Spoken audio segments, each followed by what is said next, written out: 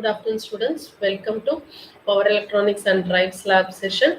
The Power Electronics code with the Power Electronics Drives Lab code W8661. This is V. Karpurli, Assistant Professor working in RMD Engineering College, Tripoli Department. So we'll directly go for today's experiment, characteristics of IGBT.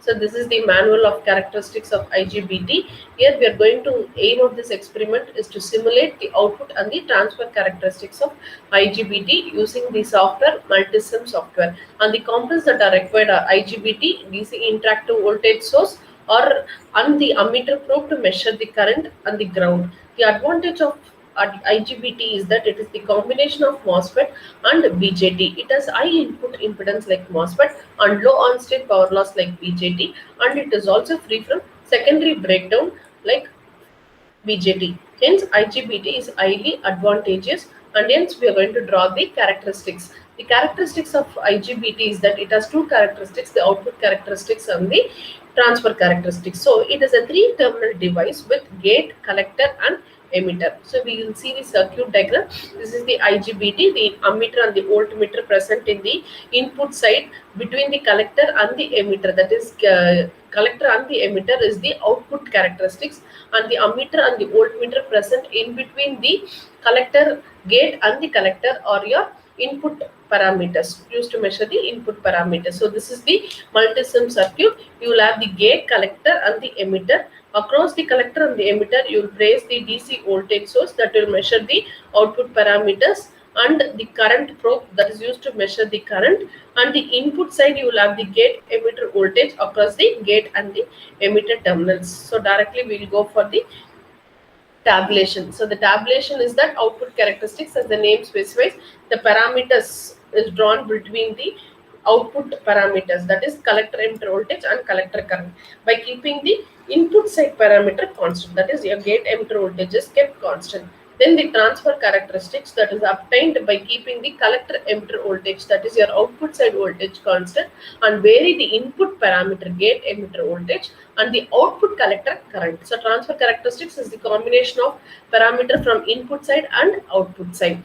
Okay, the graph that we will obtain here is this. The output characteristics, the graph is between the collector emitter and the collector current. We have seen that the gate emitter voltage, for different values of gate emitter voltage, the collector emitter voltage rises, and then the collector current, with increase in the collector emitter voltage, the collector current increases, and then it saturates or it remains constant for a particular period of time. And with increase in the gate emitter voltage, you can see the curve shifts upwards. The transfer characteristics is between the input parameter gate emitter and the output collector current, hence the name transfer characteristics. Okay, you can see that the curve increases, and the voltage at which the gate emitter voltage remains zero is called as the threshold voltage. So until the threshold voltage, the device does not conduct, and only after the threshold voltage, the device starts conducting by increasing the collector current. So we will directly go to the multisim circuit. These are the parameters that are being placed. You require an IGBT that is available from the transistor, place transistor, and the DC voltage source. This is the place transistor where you get the IGBT. If you click 2N6975 is the IGBT device that we are going to place here. And the place source components will go sources, power sources, ground is available here, and DC power is available here. And interactive, for interactive power sources we will go here, signal voltage sources, DC interactive voltage. So DC interactive voltage is directly used to vary the voltage. Okay, so after placing the components, we will connect it as shown in the circuit. So this already I have connected. Just connect the circuit and the ground. Next, first we will go for open an Excel sheet. In the Excel sheet, we have already showed you. See, the output characteristics is between gate emitter voltage, keeping it fixed to 5 volts. So, and vary the collector emitter voltage and the collector current.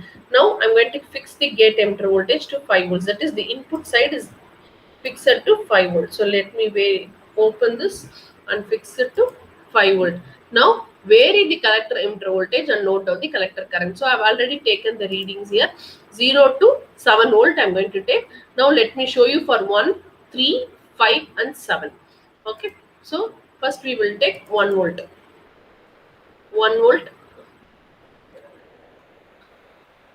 Run the simulation circuit. So 1 volt, it is 75.2 milliamps. For 0 volt, it is 0.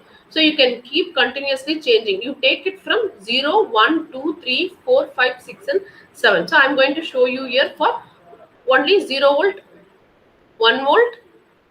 It is 75.2 milliamps that I've placed as 0.0752 amps. I've converted in and written as amps. The next one is that stop the simulation, change it to 3 volts. Change it to 3 volts, then run the simulation. So for 3 volt, it is 5.59. I can even show you for 2 volts. 2 volts, it is lesser current, so that also I will show you. For 2 volts, it is some 3.79. So write down enter down the value. So for 2 volt, it is 3.7. For 3 volt, it is 5.59. For 5 and 7, it should remain constant. That is, by increasing the voltage, you can see that the collector current remains constant. So let me change here 2 volt to 5 volts. Okay.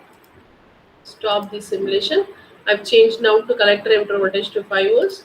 Let us start the simulation and we'll see the current remains constant. So this is how you draw note down the values. Okay, note it down in an Excel sheet. And for drawing the graph, I'll teach you how to draw the graph.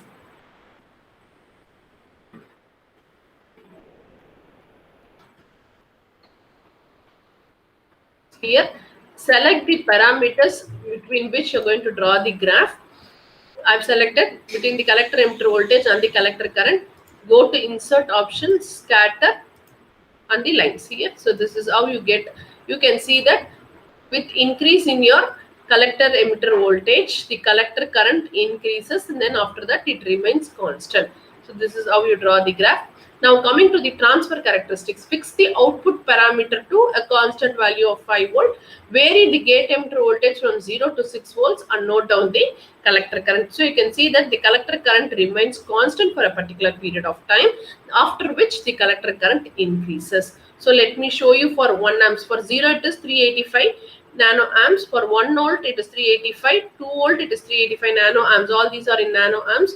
So now let me show you. I've fixed the collector emitter voltage to 5 volt. Now vary the gate emitter voltage. Already the circuit is running. So let us stop the simulation. Gate emitter voltage I'll keep for 1 volt. So you are going to take for every step of voltage. Here I am showing you for 1 volt. Here for 1 volt it is 385 nano amps. So write down 385 nano amps. Again stop the simulation.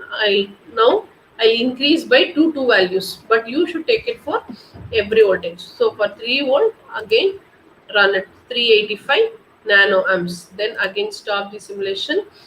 See here for 1 and 3 it is 385. Next to 4, 5, 6 it increases rapidly. So you can see here for 4 volt. 4 volt. Okay. Run the circuit. So it is 1.38 amps. Now stop it. Change it to 5 volts. 5.64. So that is how you get the transfer characteristics. For 6 it is 12 amps. Now as I said we are going to draw the graph for this. So how will I draw the graph? Select the data across which you have to draw the graph. Go for insert, scatter, line. So this is the transfer characteristics drawn between the gate emitter voltage and the collector current. So you can see that for threshold 3 volt the collector current is 0, hence 3 volt is the threshold voltage, after which the collector current increases. So thus the output characteristics and the transfer characteristics are drawn for IGBT. Then stop the simulation. Thank you, students.